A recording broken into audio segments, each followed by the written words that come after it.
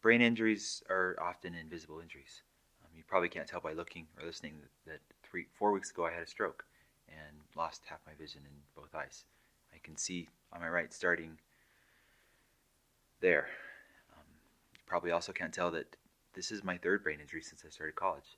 Um, I do like to be thorough, but now that I've crossed off the major causes of brain injury, or illness, stroke in my case, um, car accident, sports injury, I think it's time I gave my brain a rest. As a sophomore in college, I was in a bad car accident, wrapped my car around a tree, and was in a coma for 3 days. When I woke, neuropsych testing revealed that my processing speed had been cut in half. My memory was affected, and I had to relearn how to learn and how to retain information. Um, 1 month shy of 9 years later, I was riding my bike home from campus and got hit by an SUV. Again, injured my brain. Further neuropsych testing revealed that I'm in a situation with a lot of distractions, auditory distractions, my auditory processing was down to 15% or severely impaired, which made it really hard to focus and to study, especially in the kinds of places I'd go to get help with other students or from TAs on campus. Was I permanently broken or damaged? No. I finished my engineering degree and began a graduate degree in civil engineering. In fact, I was given a fellowship for Dwight D. Eisenhower Fellowship for Transportation Engineers.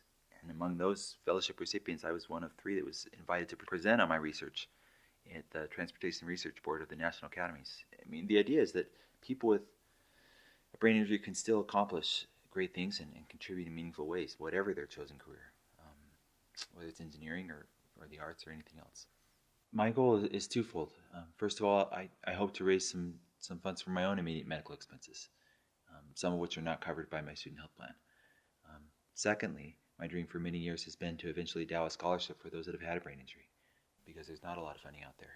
Most of the scholarships that are available require a certain credit load as an engineer, or a certain GPA, for most of the private scholarships or the honor societies or even the university scholarships.